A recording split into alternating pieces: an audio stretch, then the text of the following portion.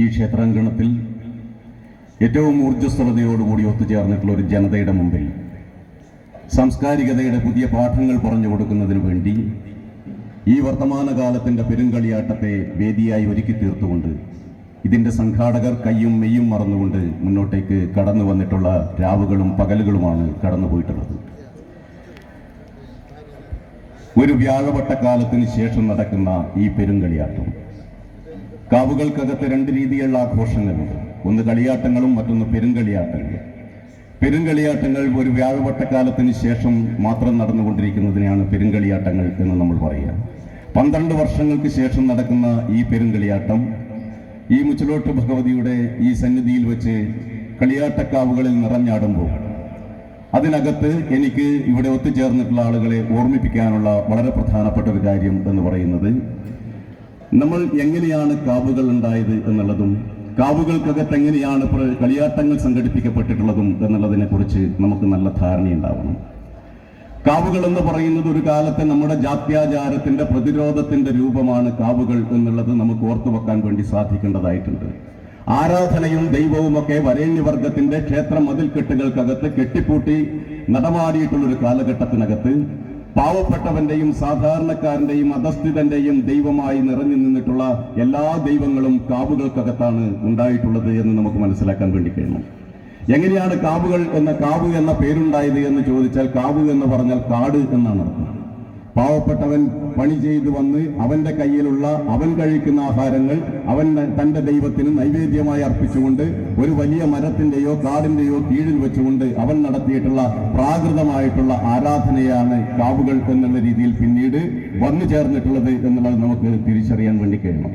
കാവുകൾക്കകത്ത് കിട്ടിയിട്ടുള്ള ദൈവങ്ങളൊക്കെയും മറുതനും ചാത്തനും പുലയനും ഒക്കെ ആയിരുന്നു കാവുകൾക്കകത്ത് കിട്ടിയിട്ടുള്ള ദൈവങ്ങളൊക്കെയും എന്ന് നമുക്ക് കാണാൻ വേണ്ടി കഴിയണം. ആ ദൈവങ്ങൾക്കകത്ത് പിന്നീട് എങ്ങനെയാണ് മുച്ചിലോട്ട് ഭഗവതിയെ പോലെയുള്ള, കണ്ണങ്ങാട്ട് ഭഗവതിയെ പോലെയുള്ള, അതുപോലെ തന്നെ പൊട്ടൻ ദൈവത്തെ പോലെയുള്ള അതുപോലെയുള്ള ദൈവങ്ങൾ എങ്ങനെയാണ് പിന്നീട് ഈ കാവുകൾക്കകത്തേക്ക് നിറഞ്ഞാടിയത് എന്ന് ചോദിച്ചാൽ, ജാത്യാചാരത്തിന്റെ കോമരങ്ങൾക്കെതിരായി പ്രതിരോധത്തിന്റെ പുതിയ പടകങ്ങൾ തീർത്തുകൊണ്ട് ആ പ്രതിരോധത്തിന്റെ ഭാഗമായി ഒരു ജനതയുടെ പ്രതിരോധത്തിന്റെ കീർത്തിരൂപങ്ങളായി മാറി തീർന്നിട്ടുള്ള ആലയങ്ങളാണ് കാവുകൾ എന്നുള്ളത് നമുക്ക് ഉറപ്പിച്ച് പറയാൻ വേണ്ടി കഴിയേണ്ടതായിട്ടുണ്ട്. കാവുകൾക്കകത്ത് ചൂട്ടിന്റെ വെളിച്ചത്തിൽ ചുവപ്പിന്റെ മാരിമയിൽ ഒരു പ്രത്യക്ഷമായിട്ടുള്ള ഏറ്റവും ഉജ്ജ്വലമായിട്ടുള്ള ഒരു സംഘഗാനം അവിടെ ആലപിക്കുകയാണ്. അത് അടിയാളവർഗത്തിന്റെ പ്രതിരോധത്തിന്റെ സംഘഗാനമാണ് കാവുകൾക്കകത്ത് നിന്ന് ഉയർന്നുകൊണ്ടിരിക്കുന്നത് എന്നുള്ളത് നമുക്ക് ബോധ്യപ്പെടാൻ വേണ്ടി സാധിക്കേണ്ടതായിട്ടുണ്ട്. എല്ലാ ദൈവങ്ങളും എല്ലാ തെയ്യക്കോലങ്ങളും ഈ നാടിനകത്ത് ഉണ്ടായി തീർന്നിട്ടുള്ളത് ആ കാലഘട്ടത്തിൽ ഉണ്ടായിരുന്ന വ്യവസ്ഥിതിക്കെതിരായി നടത്തിയ പോരാട്ടത്തിന്റെ ഭാഗമായി രക്തസാക്ഷിത്വം വരിച്ചിട്ടുള്ള ആളുകളാണ് തെയ്യങ്ങളായി പുനരവതരിച്ചിട്ടുള്ളത് എന്നുള്ളത് നമുക്ക് ഓർത്തു വെക്കാൻ വേണ്ടി കഴിയണം. അതാണ് ഉദ്ഘാടനത്തിന്റെ ഭാഗമായി മഹാനായിട്ടുള്ള കൈതപ്പുറം നമ്മളോട് പറഞ്ഞിട്ടുള്ളത്.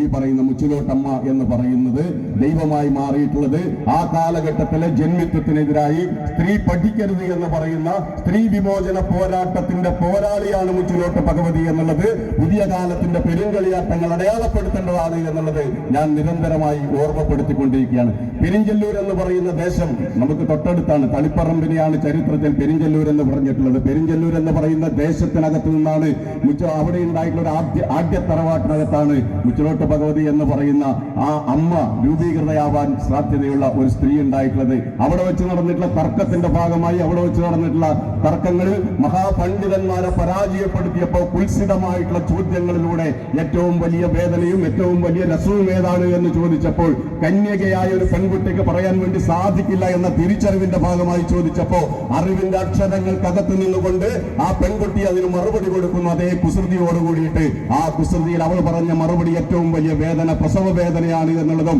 ഏറ്റവും വലിയ സുഖം രതിസുഖമാണ് എന്നുള്ളതും പറഞ്ഞു വെച്ചപ്പോ അപവാദത്തിന്റെ ചളിക്കുഴികളിലേക്ക് ചവിട്ടിത്താഴ്ത്തുന്നതിന് വേണ്ടിയിട്ട് അന്നത്തെ വരേണ്യവർഗം തീരുമാനമെടുത്തു.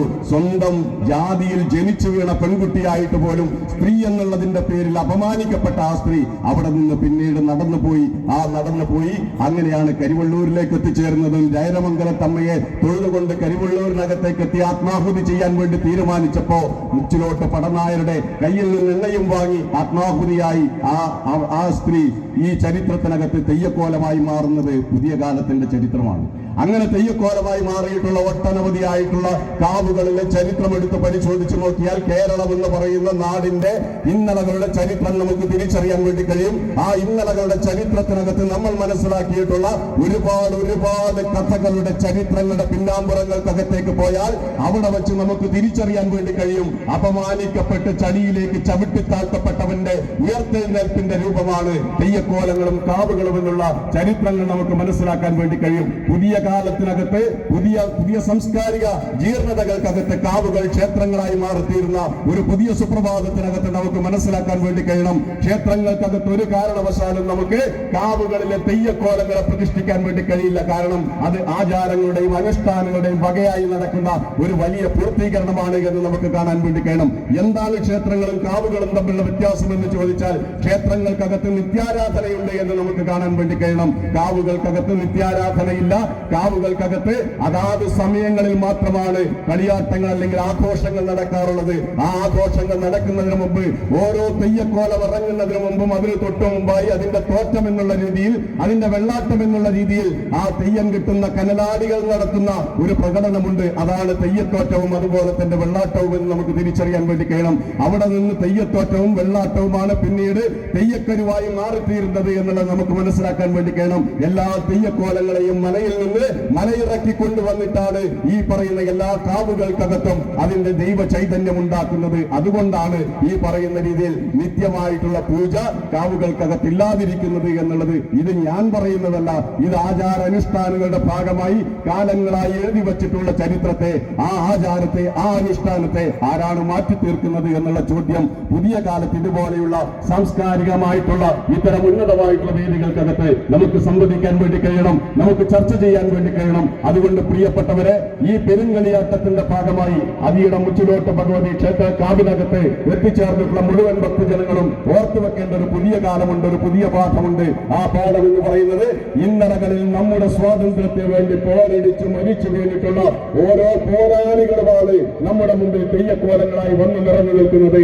അവർ നമുക്ക് അനുഗ്രഹം തരുന്നത് മാത്രമല്ല, അവർ നമ്മുടെ സംരക്ഷകരായി ചരിത്രത്തിനകത്ത് അടയാളപ്പെടുത്തിയിട്ടുള്ള പേരുകളാണ് എന്നുള്ളത് നമുക്ക് മനസ്സിലാക്കാൻ വേണ്ടി കഴിയണം. അതുതന്നെയാണ് കണ്ടനാർകാരനും അതുതന്നെയാണ് പൊട്ടൻ ദൈവവും നമ്മുടെ മുമ്പിൽ പറഞ്ഞു വെച്ചിട്ടുള്ളത് എന്നുള്ള ചരിത്രത്തെ നമ്മൾ ഓർത്തുവെച്ചുകൊണ്ട് പ്രിയമുള്ളവരെ, ഞാൻ ഈ പെരുങ്കളിയാട്ടത്തിന്റെ ഈ സാംസ്കാരിക മേഖലയിലെ ഒത്തുചേരലിന് എല്ലാവിധ ആശംസകളും നേർന്നുകൊണ്ട് ഇതൊരു വലിയ മഹോത്സവമായി തീരട്ടെ, ഇതൊരു വലിയ സ്നേഹത്തിന്റെയും സൗഹാർദ്ദത്തിന്റെയും ഒത്തുചേരലുകളായി മാറി തീരട്ടെ. ഇവിടെ ഓരോ ആളുകളും ഒത്തുചേർന്നുകൊണ്ട് ഈ പെരുങ്കളിയാട്ടത്തിന്റെ വേദിയിൽ എത്തിച്ചേരുമ്പോൾ മനുഷ്യ മഹാസമുദ്രത്തിനകത്ത് നിന്നുകൊണ്ട് മാനവികതയുടെ പുതിയ സന്ദേശങ്ങൾ ഉയർത്തിപ്പിടിക്കാൻ നമുക്ക് ഓരോരുത്തർക്കും സാധിക്കട്ടെ.